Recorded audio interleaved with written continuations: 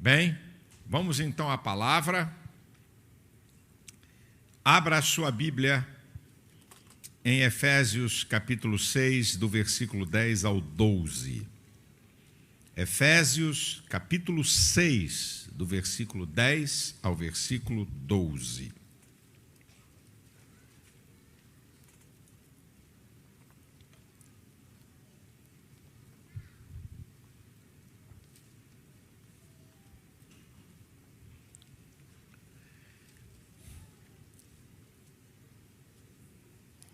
Diz a palavra do Senhor: No demais, irmãos meus, fortalecei-vos no Senhor e na força do seu poder. Revesti-vos de toda a armadura de Deus para que possais estar firmes contra as astutas ciladas do diabo. Porque não temos que lutar contra a carne nem o sangue, mas sim contra principados, contra potestades, contra os príncipes das trevas deste século, contra as hostes espirituais da maldade nos lugares celestiais. Eu quero trazer uma palavra para você sobre guerra espiritual e como vencê-la. Preste atenção aqui, irmão, por favor. Quando a gente está falando de uma guerra, certo? A guerra entre nações. Uma guerra é composta por várias batalhas, e em diversos níveis: terra, mar e ar. A guerra no mundo espiritual também é formada por várias batalhas que se desenvolvem em vários níveis. Uma outra coisa importante sobre guerra: nenhuma nação vai à guerra, ninguém entra em guerra sem conhecer, sem saber com quem está guerreando, quem é o inimigo, como ele age, qual o seu poder, para você ter uma dimensão exata com quem você está lutando. Você não pode supervalorizar o inimigo, porque se você fizer isso, você fica abatido psicologicamente. Se você supervalorizar o inimigo, que ele é muito forte, que ele é muito poderoso, que ele é isso, que ele é aquilo, vai lhe abater psicologicamente. E também você não pode subestimar o inimigo, porque você vai ficar displicente e vulnerável. Isso aí não está com nada, isso aí é fácil. E aí você pode ser surpreendido. No mundo espiritual é a mesma coisa. Nós não estamos aqui para supervalorizar o diabo, mas também não estamos aqui para subestimar o diabo, mas para saber exatamente quem ele é e com quem nós estamos lutando na guerra do mundo espiritual. Então, a primeira coisa aqui é: quem é o inimigo? Essa é a primeira coisa. Já que estamos numa guerra do mundo espiritual, nós precisamos ter uma dimensão real, exata,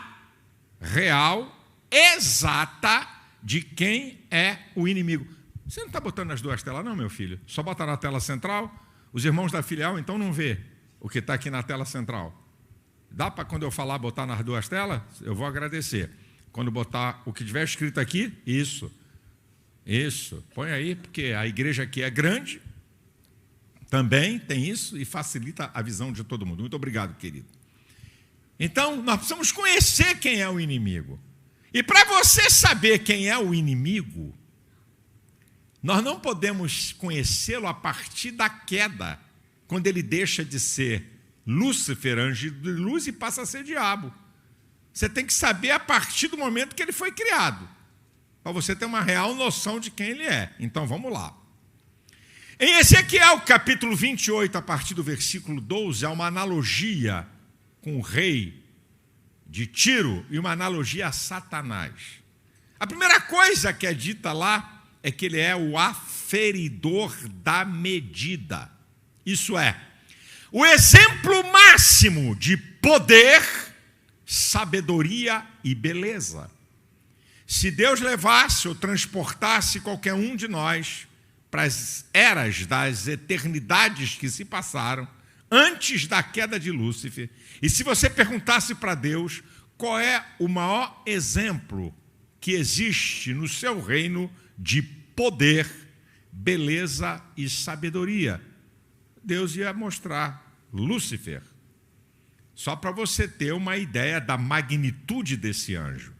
Segundo lugar, ele foi criado, é um querubim ungido, uma classe única de anjo. Não tem querubins ungidos, tem querubins e querubim ungido, singular.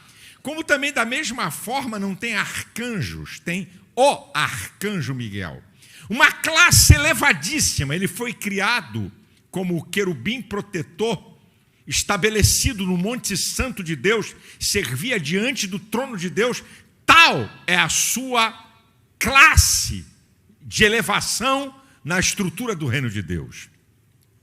Quando ele cai, ele perde posição, beleza e sabedoria, mas ele não perde poder. Quando Lúcifer cai, ele perde o que eu acabei de falar, ele vai perder posição, eu vou te mostrar na Bíblia, ele vai perder beleza e vai perder sabedoria. Ezequiel, capítulo 28, entre o versículo 17 e 19, diz: ele vai ser lançado na terra, perdeu posição. Quem olhar para ele vai ver como um espanto, perdeu beleza. E por causa da sua corrupção, ele corrompe a sua sabedoria, ele perde sabedoria. Ele não perde poder porque diz Apocalipse 12:4 que o dragão com a sua cauda leva 1/3 dos anjos do céu. E para levar 1/3 dos anjos do céu não pode ser um fracote, não pode ser um qualquer. Significa que ele possui um grande poder e que opera ainda hoje segundo esse poder que ele tem.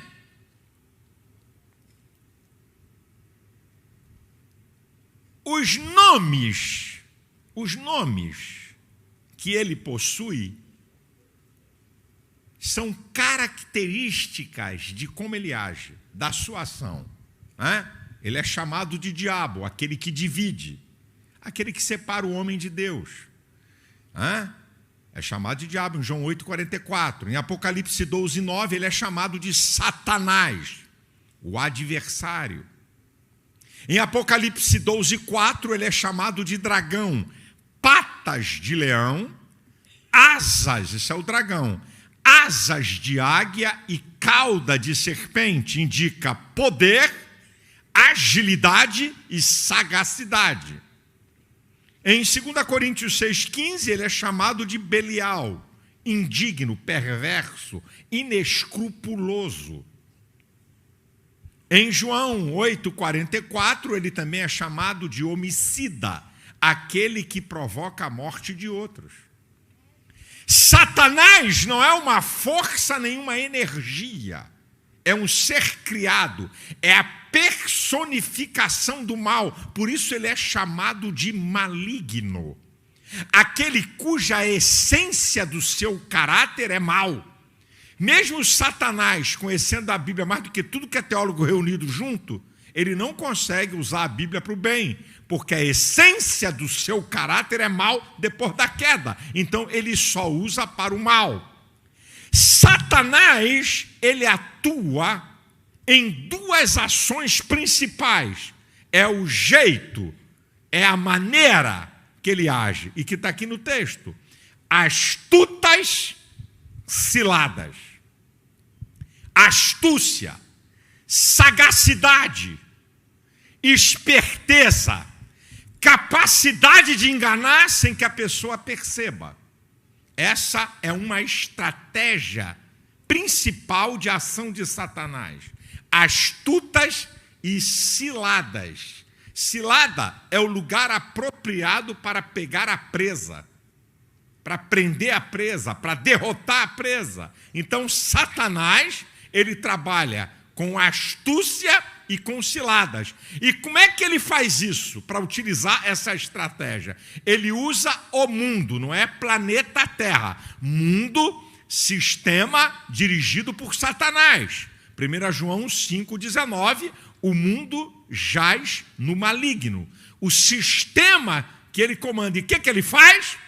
Ele tenta usar o mundo para atingir a nossa natureza que é fraca. Por isso que 1 João, capítulo 2, versículo 15 diz, não é? Não ameis o mundo nem o que no mundo há. Porque tudo que há no mundo não é de Deus, não é do Pai. E o que é do mundo? A cobiça dos olhos, tudo aquilo que atrai a nossa natureza com mais força. 3 coisas principais: sexo, dinheiro e poder. A cobiça da carne, tudo que atrai a nossa natureza. E a soberba da vida, a autossuficiência, a deidade do homem. Não precisa de Deus. Então, Satanás utiliza o mundo para tentar chegar na sua natureza, que é fraca, cobiça dos olhos, cobiça da carne e soberba da vida, usando astúcia e cilada. O ministério tríplice do diabo está em João 10:10. Roubar, matar e destruir. O diabo não tem brincadeira. O diabo não dá nada que não tenha por objetivo roubar, matar e destruir. Ele pode dar até alguma coisa para a pessoa, pode dar até riqueza, pode dar até posição, mas vai pagar o preço que ele vai roubar, matar e destruir. A questão, então, é como vencê-lo. Eu já dei aqui uma ideia real com quem você está travando batalhas na guerra do mundo espiritual. Então, a questão é como vencê-lo. Entenda, nós não podemos enfrentar a guerra do mundo espiritual com armas humanas. Olha o texto que eu li. A nossa luta não é contra a carne nem o sangue. Não vale capacidade humana. Não vale inteligência humana, força bruta humana. 2 Coríntios, capítulo 10, versículo 4, diz que as armas da nossa milícia não são carnais, mas poderosas em Deus para a destruição das fortalezas. Então não se usa a arma do mundo humano, da capacidade humana, para vencer batalhas, para vencer o diabo, para vencer a guerra espiritual. Como eu disse, uma guerra, você tem vários níveis. Na guerra do mundo espiritual também. Eu vou te mostrar os 5 níveis das batalhas no mundo espiritual. Existem 5 níveis de batalha, para você ver que a coisa não é brincadeirinha. Sabe? A coisa não é brincadeirinha. São 5 níveis de batalhas que estão sendo travadas. Primeiro nível é o nível pessoal. 1 Pedro, capítulo 5, versículo 8 diz: sede sóbrios e vigiai, porque o diabo, o vosso adversário, anda como leão, bramando como leão, buscando a quem possa tragar. Satanás trava uma guerra pessoal com cada habitante do planeta Terra. Seja crente, seja não crente, seja santo, não seja... Não, mas pastor, quem sou eu? O diabo não está nem aí para mim, eu sou tão pequenininho, tão insignificante. Ele está aí para você sim. O primeiro nível da guerra do mundo espiritual, das batalhas do mundo espiritual, é pessoal. Satanás trava uma guerra individual com cada um de nós. O segundo nível é o coletivo. Satanás sabe que o homem é um ser social. Então, ele trava uma guerra contra a tua família. Ele trava uma guerra contra a igreja. A igreja é coletivo, é a eclésia, é a comunidade. Então, Satanás, além de travar uma guerra pessoal, ele trava uma guerra contra a tua família. Ele trava uma guerra contra a igreja. O terceiro nível é local. Além do diabo travar uma guerra pessoal e coletiva, onde você mora, a rua que você mora, o edifício que você mora, a cidade que você está, o lugar que você trabalha, onde você estuda, onde você interage socialmente, Satanás trava uma guerra local. Vamos subir mais um nível. O quarto nível, Satanás trava batalhas nesse nível nacional. Uma guerra contra as nações, corrupção, depravação moral, aborto, pedofilia, injustiça social. O que você acha que é isso? É a guerra. O pano de fundo, quem está por trás disso tudo é Satanás, travando uma guerra a nível nacional, porque ele sabe que ao atingir as nações, atinge as pessoas. E o quinto e último nível, Satanás trava uma guerra a nível cósmico, isso é, uma instância superior ao mundo humano. Não temos que lutar contra a carne, nem contra o sangue, mas contra principados, potestades, príncipe das trevas, hostes espirituais da maldade nos lugares celestiais.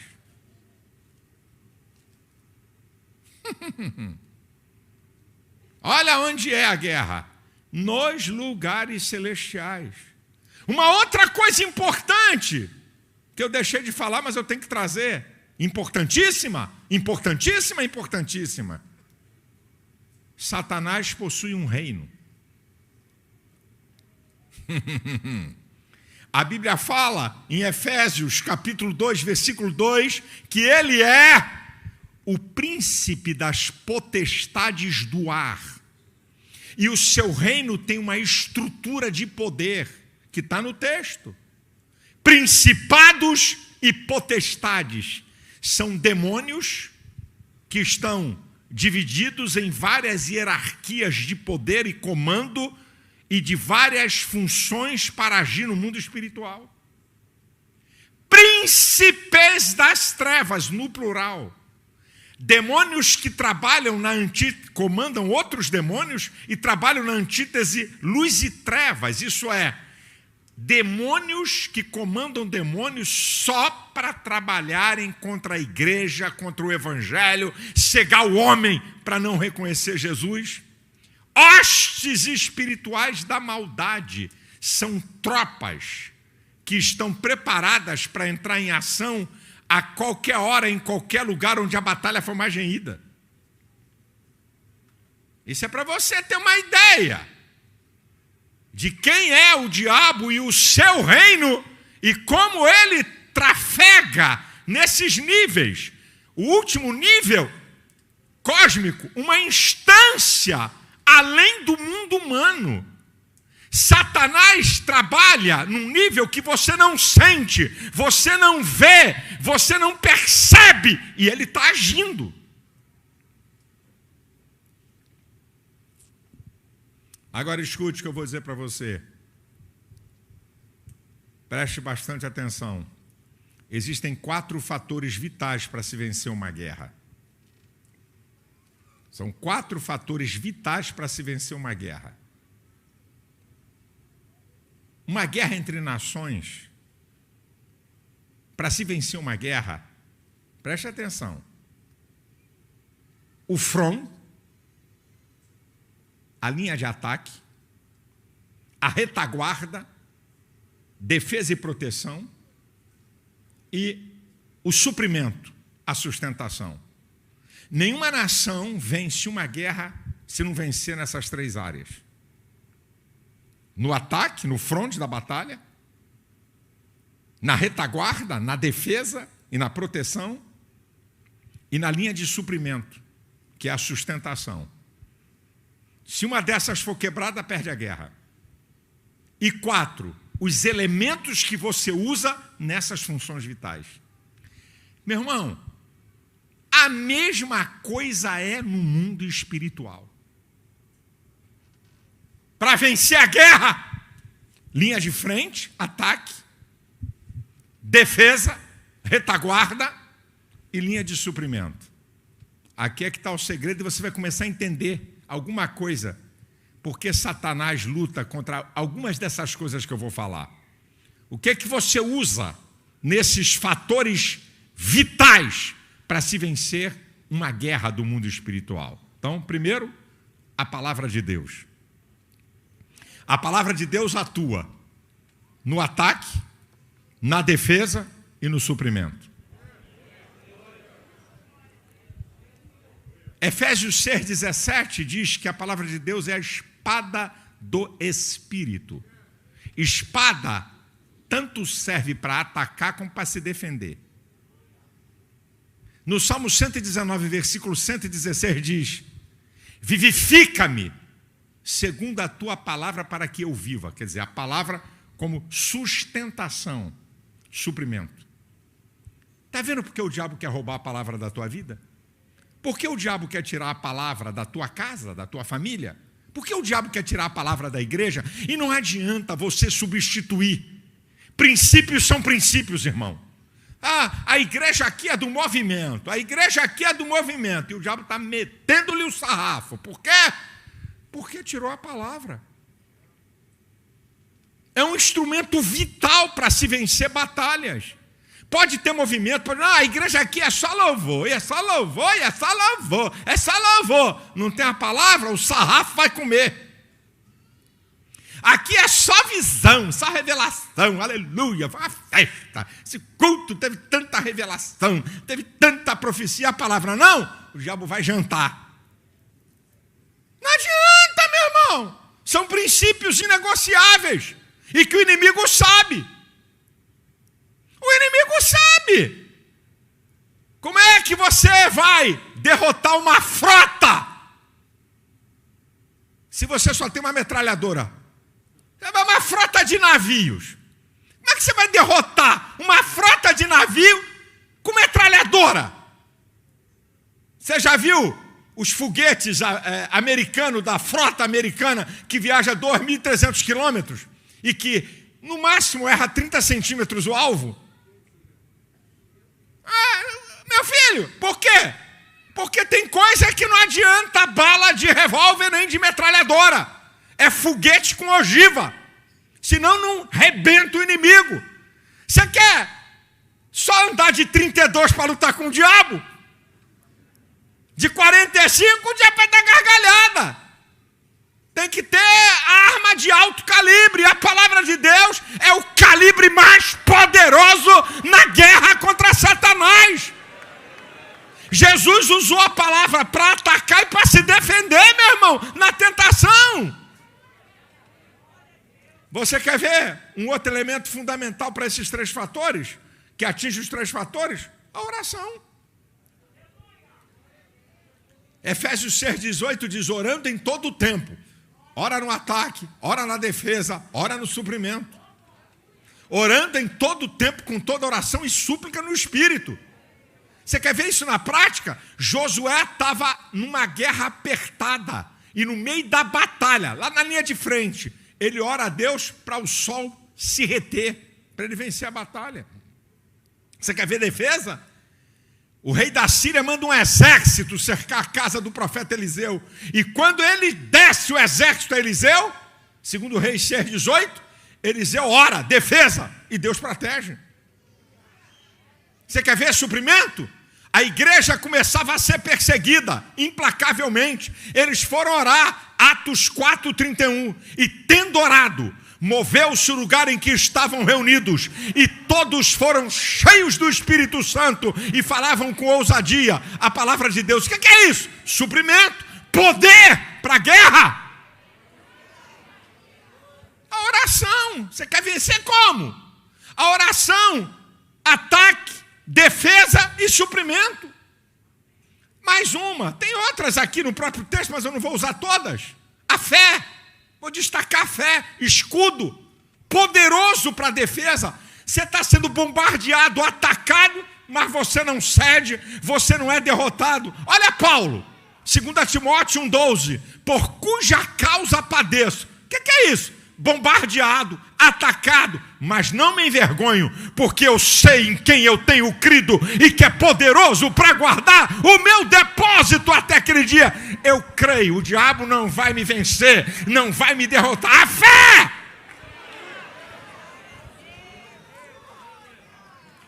Só pergunta ao irmão que está na sua direita e à sua esquerda: quer vencer a guerra espiritual? Pergunta aí. Pergunta se ele quer vencer. Eu vou te dar mais um elemento para agir nesses fatores. O quartel-general, a igreja. Isso aqui é o quartel, irmão. Porque é importante quartel, lugar de treinamento. Como é que você vai para a guerra sem treinamento? Porque tem escola dominical, porque tem Santa Ceia, porque tem culto da palavra, porque tem cultos de departamento, treinando você para a guerra.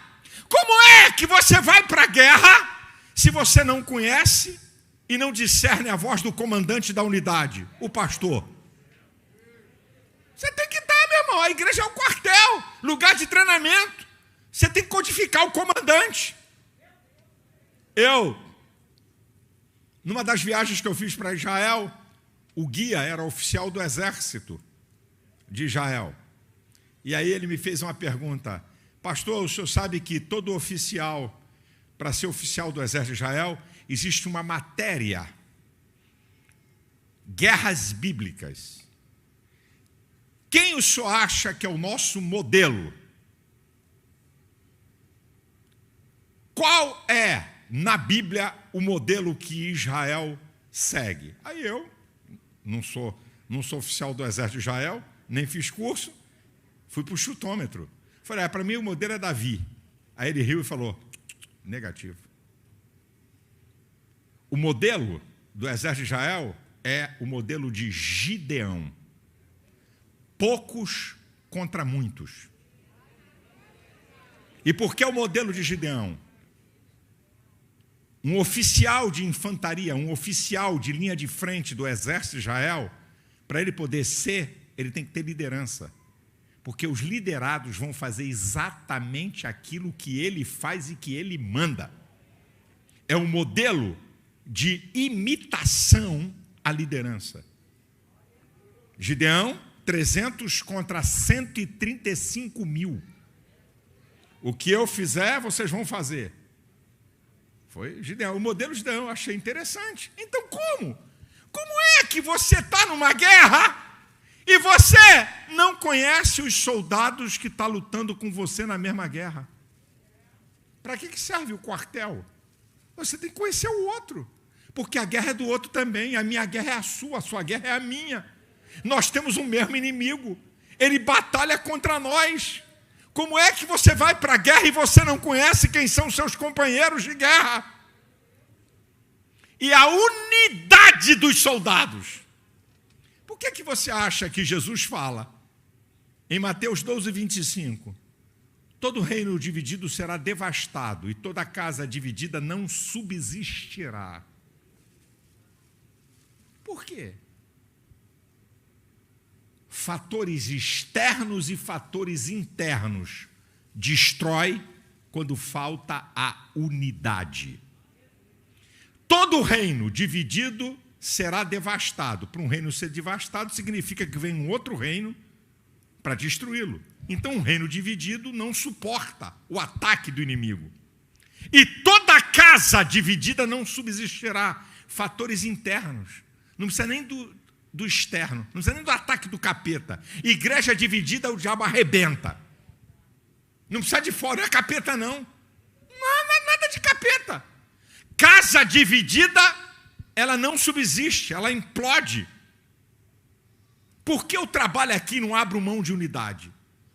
Por que eu jogo pesado aqui? Por que eu transmito uma Santa Ceia uma vez por mês? Por causa da nossa unidade. Fortalecer a unidade. Eu aqui trabalho, porque eu recebi a herança, a nossa igreja é uma igreja que trabalha com liberdade. Eu não vivo controlando o pastor, eu não ligo segunda-feira para pastor nenhum para perguntar quanto entrou de dízimo, quanto entrou de oferta. Os pastores têm autonomia para fazer evento, para convidar pregadores e cantores, a não ser que eu determine, eu não quero esse cara pregando aqui, eu não quero essa pessoa cantando aqui. Se eu não quero, não é por causa de questões pessoais, é porque tem algum problema espiritual, então eu dou ordem. Mas os pastores são livres. Eles são livres. Mas existem princípios que eu não negocio, a unidade. Agora, nós vamos consagrar diáconos e pastores no mês de dezembro. Aí me deu um estalo. Dezembro nós tivemos o epicentro, de novo, de Covid. Vocês lembram? Eu falei, vou suspender a consagração. Esse negócio, parabéns. Isso não vai dar certo, não. Deixa eu adiar. Tem um grupo, não é? Nós temos um grupo no Zap que eu falo com os pastores que dirigem igrejas. E ali eu dou as minhas determinações.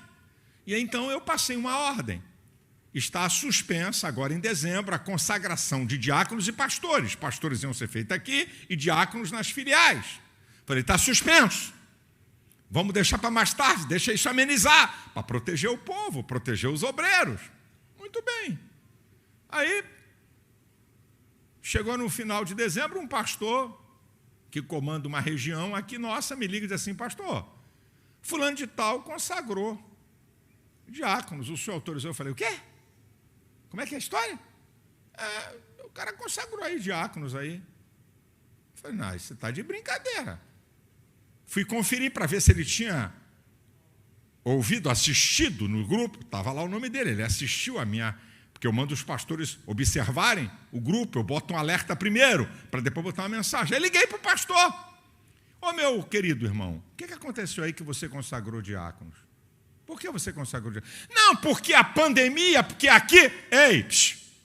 eu estou te perguntando quem te autorizou a consagrar diáconos aí. Eu quero que você responda essa pergunta. Eu estou lhe perguntando quem lhe autorizou a consagrar diáconos. Não, porque aqui é diferente. Aí eu falei, isso não vai dar certo. Não, é porque aqui... Meu irmão, quem te autorizou, mais uma vez, estou lhe perguntando, a consagrar diáconos aí? Não, ninguém autorizou. Então, meu irmãozão, isso era uma segunda-feira. Você avisa hoje na igreja e quarta-feira você se despede.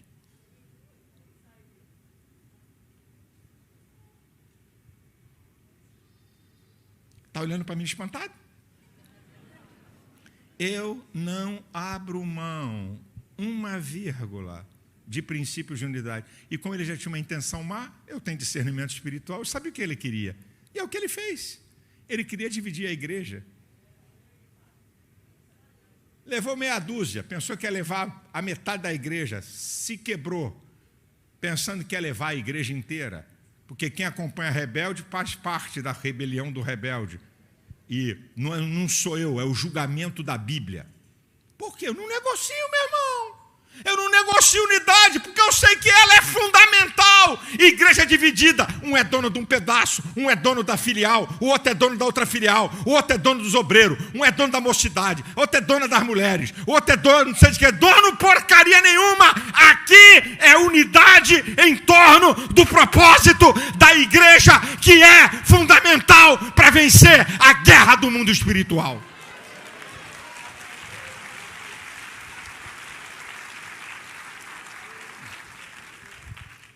Agora, meu irmão, existe um elemento imprescindível que sem ele você não vence batalhas nem guerra. Olha o que diz a abertura do texto. No demais, irmãos meus, fortalecei-vos no Senhor e na força do seu poder. Sem Jesus, não vencemos a guerra do mundo espiritual. Você só vence com Jesus. Você só vence com o poder de Jesus. Sem Ele você não vence. Por isso que os discípulos que foram enviados em Lucas capítulo 10 voltaram tudo alegre aí. Senhor, pelo teu nome até os demônios se nos sujeitaram. Eu vi a Satanás como um raio cair do céu. Eis que vos dou poder para pisar serpentes, escorpiões e toda a força do mal, e nada vos fará dano algum. Nós só podemos vencer as batalhas, para vencermos a guerra do mundo espiritual, com Jesus e na força do seu poder. Entenda isso, meu irmão. Por que isso? Porque Jesus vence o diabo, porque Jesus tem poder, porque Ele pode nos dar poder. Preste atenção. Em Colossenses capítulo 1, a partir do versículo 15, diz assim: porque nele foram criadas todas as coisas que há nos céus e na terra, visíveis e invisíveis. Sejam tronos, dominações, principados, potestades. Tudo foi criado por Ele e para Ele.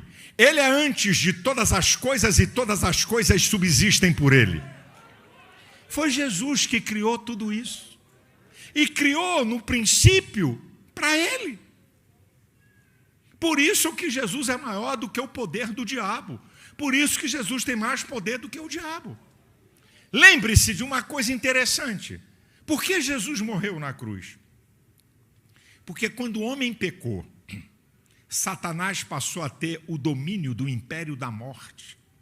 Significava então que nenhuma pessoa podia ressuscitar para a vida eterna. Isso está em Hebreus 2,14.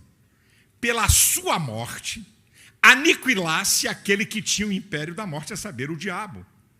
Quando Jesus morre e ressuscita, Apocalipse capítulo 1, versículo 18, eu que vivo e fui morto, estou vivo para todos sempre e tenho as chaves da morte e do inferno. É por isso que Apocalipse 1,5 diz que Jesus Cristo é o primogênito dentre os mortos. Isso é, o primeiro a sair da morte para nunca mais voltar para lá. E Jesus diz, Colossenses capítulo 2, versículo 14 e 15, que ele riscou a cédula que era contra nós, cravando-a na cruz e despojando, olha aí de novo, principados e potestades, triunfou em si mesmo e os expôs publicamente. Quando Jesus morre e ressuscita, toma do diabo as chaves da morte e do inferno, ele derrota Satanás. É por isso que Jesus declara, quando ele está ressuscitado, em Mateus 28, 18, é-me dado todo o poder nos céus e na terra. Satanás perde o poder do império da morte, e é por isso que hoje, e é por isso que vai acontecer, que se alguém morrer, vai ressuscitar para a vida eterna. Agora preste atenção a essas observações que eu vou te dizer e vou encerrar minha palavra. Preste atenção. Número 1. Não é porque você venceu uma grande batalha contra o diabo que ele nunca mais vai te atacar. Não pense porque você venceu uma grande batalha que ele vai ficar com medo de você. Em Lucas 4,13, no final da tentação, quando Jesus botou o capeta para correr, diz assim: e ausentou-se dele por algum tempo. Satanás voltou a atacar Jesus. Estou falando de Jesus. Então, não baixa a guarda não. Porque você teve uma grande vitória. E você achar que o diabo nunca mais vai voltar para te atacar. Agora, preste atenção no que eu te falei. Satanás, diz a Bíblia, em 1 João 5,19, que o mundo jaz no maligno. O sistema é dominado por ele. Quando Satanás passeia pelo espaço, olhando a terra, ele pode dizer, quando ele olha pessoas, setores da sociedade, ele pode dizer, isso aqui é meu, isso aqui é meu, aqui eu domino, aqui eu domino, isso aqui é meu. Mas escute o que está em Efésios capítulo 3, versículo 10 e 11. E agora, pela igreja, a multiforme sabedoria de Deus seja conhecida de principados e potestades, segundo o eterno propósito de Deus em Cristo Jesus nosso Senhor. Agora eu vou voltar para a história. Quando Satanás está passeando aí pelos ares, no planeta Terra, isso aqui é meu, isso aqui me pertence, esse sistema eu governo. Quando ele olha a igreja é a representação visível na terra que existe alguém mais poderoso que o diabo.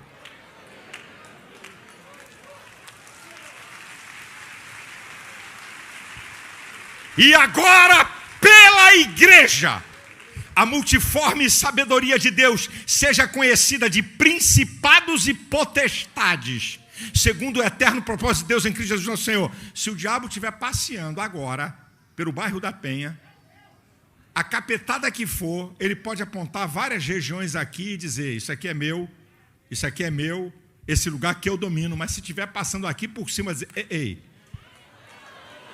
tem algo maior do que eu. Oh, aleluia! A igreja, você é a manifestação visível que existe um poder maior do que o poder de Satanás.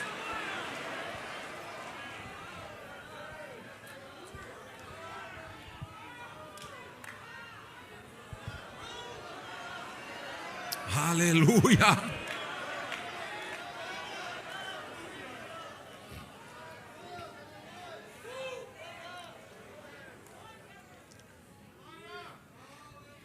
Você quer vencer o diabo? Você quer vencer a guerra do mundo espiritual?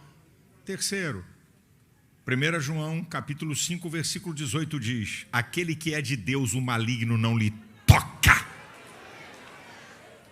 Tiago 4,7 diz: sujeitai-vos, pois, a Deus, resisti ao diabo, e ele fugirá de vós. Pertença a Deus através de Cristo. Se submeta a Deus, a sua palavra, e enfrente o diabo. Irmão, preste atenção. Natureza humana é para você correr.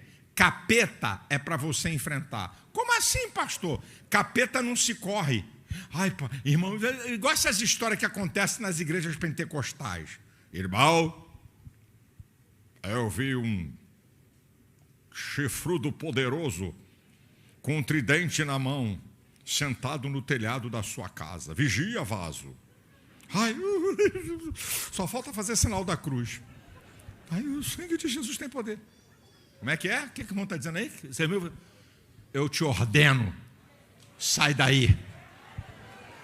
Ah, porque o diabo diz que vai destruir teu casamento, que vai destruir teu negócio?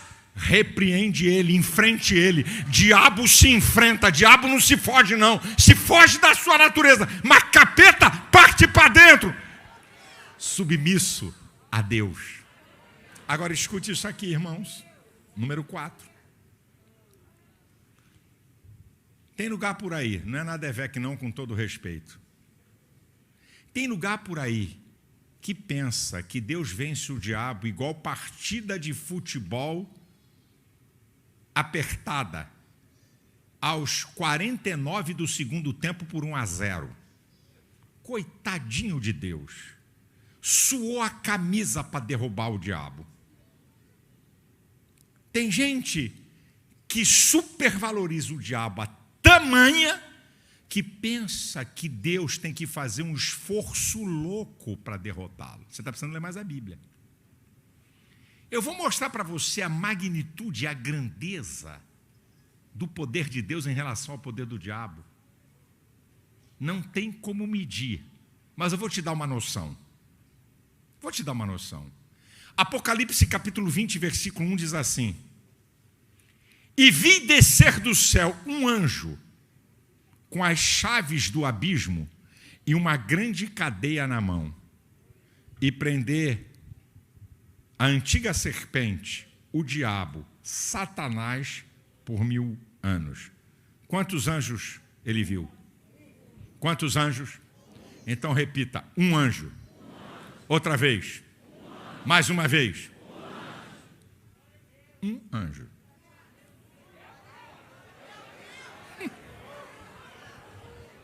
Deus não saiu do trono. Deus não chamou Miguel, o comandante do exército celestial, e disse assim: Miguel, arruma aí uns anjos parrudos para tomar conta do meu trono, porque eu vou ter que descer, porque o capeta, eu tenho que amarrar esse miserável. Eu tenho que botar ele preso. E eu tenho que levar o exército inteiro, porque a coisa não vai ser fácil, não. Deus não saiu do trono. Ei, Deus não emitiu nenhuma palavra contra Satanás. Deus só disse assim: vai lá e prende a Satanás por 1000 anos. Um anjo. Um anjo. Um anjo. Um anjo. Um anjo. Um anjo.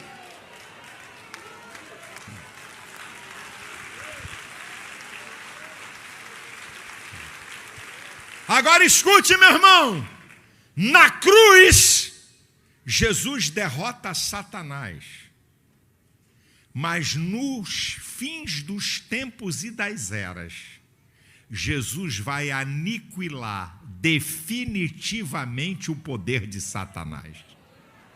No Calvário, ele derrota o diabo, mas o diabo continua operando. Mas no fim dos tempos, das eras, vai chegar o dia que o Senhor vai aniquilar de uma vez por todas o poder de Satanás. E Paulo diz isso em 1 Coríntios, capítulo 15, versículo 24. Então virá o fim. Depois de ter entregado o reino a Deus o Pai e aniquilar todo o império, potestade e poder. Apocalipse 20:10 diz que Satanás será lançado definitivamente no inferno. Jesus venceu o diabo e no final vai aniquilar de uma vez por todas o poder do diabo. Todo o império, lembra que Satanás tem um reino? Toda a potestade, lembra que potestades são multidões de anjos classificados em hierarquias de poder, e todo o poder será aniquilado. Aí você entende, meu irmão, porque Paulo em Filipenses capítulo 2, versículo 9 em diante diz: pelo que Deus o exaltou soberanamente e lhe deu um nome acima de todo nome, para que ao nome de Jesus se dobre todo o joelho dos que estão nos céus, na terra e embaixo da terra, e toda língua confesse que Jesus Cristo é o Senhor, para a glória de Deus Pai. Ei, nós não temos problema de nos ajoelhar e reconhecer que Jesus é o Senhor. A maioria dos crentes faz isso todo dia.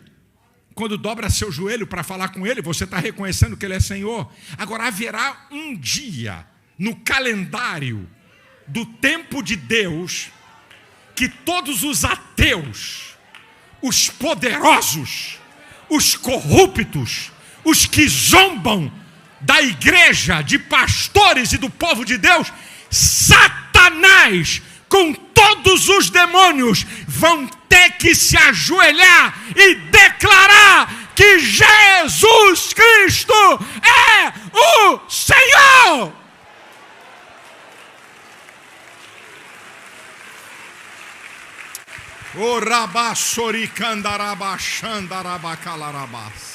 Ele é o Senhor. Ele é o Senhor. Você não apenas vai vencer batalhas espirituais, você vai vencer a guerra do mundo espiritual, garantida pelo Senhor Jesus. Ele é o Senhor. Aí você entende, quando Paulo está dizendo em Romanos 8, a partir do versículo 31, se Deus é por nós, quem será contra nós? Aquele que nem mesmo poupou o seu próprio filho, porventura não nos dará conjuntamente com ele todas as coisas? Quem tentará acusação contra os escolhidos de Deus? É Deus quem os justifica. Quem os condenará? Se Cristo morreu, ressuscitou, está à destra do Pai e intercede por nós. Quem nos separará do amor de Cristo? A tribulação, a angústia, a perseguição, a fome, a nudez, o perigo, a espada. Como está escrito: por amor de ti fomos entregues à morte todo dia.